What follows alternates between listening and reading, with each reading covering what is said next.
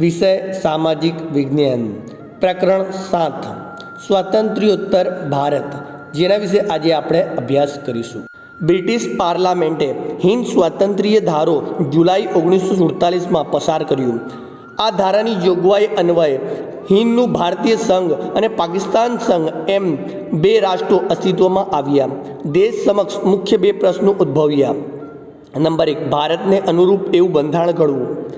Number 2, હિન્દની રિયાસતો ઉપરથી British તાજની સાર્વભૌમત્વ સત્તાનો અંત આવતા તેમને ભારત સંઘમાં જોડી અખંડ ભારતની રચના કરવી.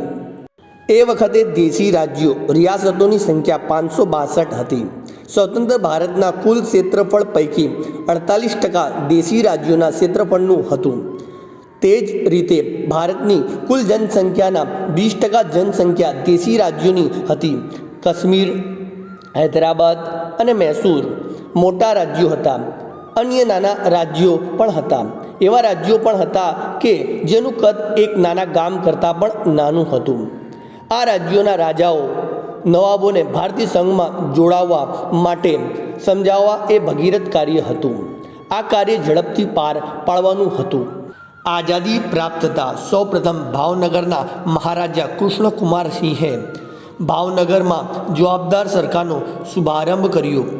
સરદાર પટેલના પ્રયત્નથી સંયુક્ત સૌરાષ્ટ્ર રાજ્યની રચના થતાં ભાવનગર રાજ્ય તેમાં વિલીન થઈ ગયું. સૌરાષ્ટ્ર રાજ્યની આ ઘટનાને જવાહરલાલ નહેરુએ સમકાલીન ઇતિહાસનું સૌથી વિશેષ નોંધપાત્ર એકીકરણ ગણાવ્યું.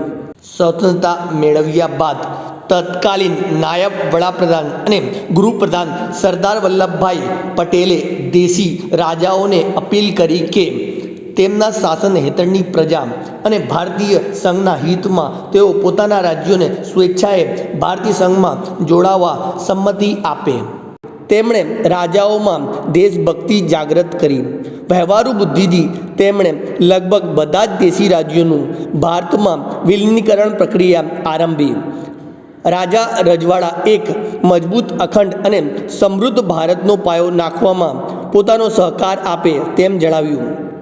તેમના હકો અને હિતોના રક્ષણની પણ સરદાર પટેલે ખાતરી આપી. સરદાર પટેલ અને તેમના સચિવ વીપી મેનનની સહાયથી જોડાણ ખત અને જેસે થે કરારનો મુસદ્દો તૈયાર કરવામાં આવ્યો હતો. તેને સંબંધિત પ્રધાનો અને રાજાઓની સંયુક્ત સમિતિએ તેમને આખરી સ્વરૂપ આપ્યું.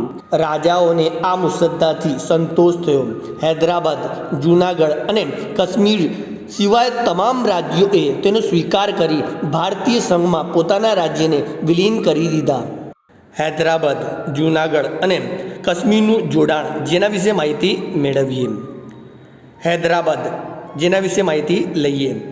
દક્ષિણ ભારતમાં આવેલ હૈદરાબાદ રાજ્યના નિઝામે પોતાના રાજ્યને 15 ઓગસ્ટના રોજ સ્વતંત્ર જાહેર કર્યું.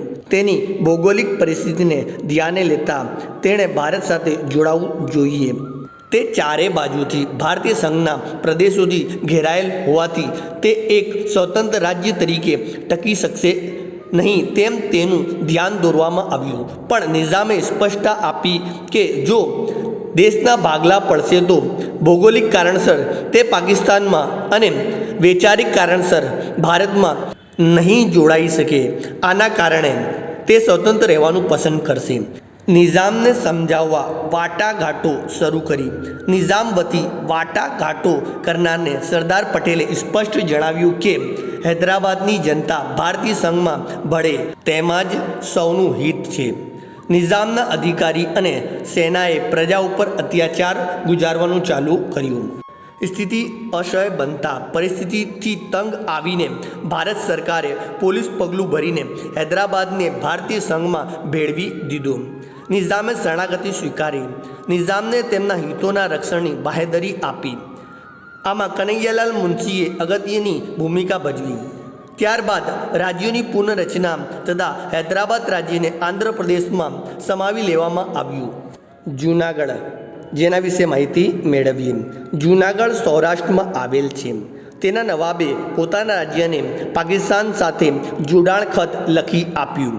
પાકિસ્તાને મંજૂરી પણ આપી દીધી. મુંબઈમાં જૂનાગઢના નાગરિકોએ જૂનાગઢને ભારતીય સંઘમાં જોડાવા માટે આરજી હકુમતની સ્થાપના કરી. સૌરાષ્ટ્રના લગભગ તમામ રાજ્યોએ અને લોકોએ નવાબના પાકિસ્તાન સાથેના જોડાણનો વિરોધ કર્યો. નવાબના શાસકોએ જૂનાગઢ રાજ્યની રૈયતને ત્રાસ આપવા માંડ્યો. માગરોળ અને માણાવદરે ભારતમાં જોડાવાની ઈચ્છા જાહેર કરતા તેના રક્ષણ માટે ગોઠવાયેલા ભારતીય સૈનિકો અને નૌકાદળે જૂનાગઢ ફરતે ઘેરો ઘાલ્યો. જૂનાગઢના નવાબ પાકિસ્તાન ચાલ્યા ગયા અને ભારતે જૂનાગઢનો કબજો લીધો. પછી લોકમત લેવાયો, જેમાં પ્રચંડ બહુમતીએ ભારતમાં ભળવાની તરફેણ કરતો પોતાનો મત આપ્યો. આમ સરદાર પટેલની કુને અને જૂનાગઢના નાગરિકોની પ્રચંડ ઈચ્છાશક્તિ થકી જૂનાગઢનું ભારતીય સંઘમાં જોડાણ થયું. કાશ્મીર, જેના વિશે માહિતી મેળવીએ. કાશ્મીરના મહારાજા હરિસિંહ ડોગરાએ ભારત સાથેના જોડાણ ખત પર સહી કરેલ ન હતી. આ દરમિયાન કાશ્મીર પોતાની સાથે જોડાઈ જાય તે માટે પાકિસ્તાને કાશ્મીર પર આક્રમણ કર્યું. આક્રમણ, અત્યાચાર, લૂંટફાટ થતાં રાજા હરિસિંહે ભારતની લશ્કરી મદદ માંગી, પણ તેણે જોડાણ ખત પર સહી કરી ન હતી. આથી તેને સહી કરવા ભારત તરફથી જણાવવામાં આવ્યું. હરિસિંહે તાબડતોડ જોડાણ ખત પર સહી કરી. ભારતીય લશ્કરે તાત્કાલિક કાશ્મીર જઈને તેનું રક્ષણ કર્યું, પણ તે સમય દરમિયાન કાશ્મીરના ત્રીજા ભાગ પર પાકિસ્તાને કબજો જમાવ્યો હતો. ભારતે પાકિસ્તાન વિરુદ્ધ સંયુક્ત રાષ્ટ્રોની સલામતી સમિતિમાં ફરિયાદ કરી. સલામતી સમિતિએ યુદ્ધ વિરામ કરવાનું જણાવ્યું. હજુ આજે પણ જમ્મુ કાશ્મીર રાજ્યના ત્રીજા ભાગના પ્રદેશ પર પાકિસ્તાનનો અંકુશ છે, પરંતુ કાશ્મીર કાયદેસર રીતે ભારતનો ભાગ છે તે હકીકત નિર્વિવાદ છે અને ભારત પાકિસ્તાન વચ્ચેના સંબંધોમાં આજે પણ કાશ્મીરનો સળગતો પ્રશ્ન છે. આમ 1948ના અંત પહેલાં ભારતમાં રાજકીય એકતા સિદ્ધ થઈ તથા ઐતિહાસિક એવી અહિંસક ક્રાંતિ સર્જાઈ.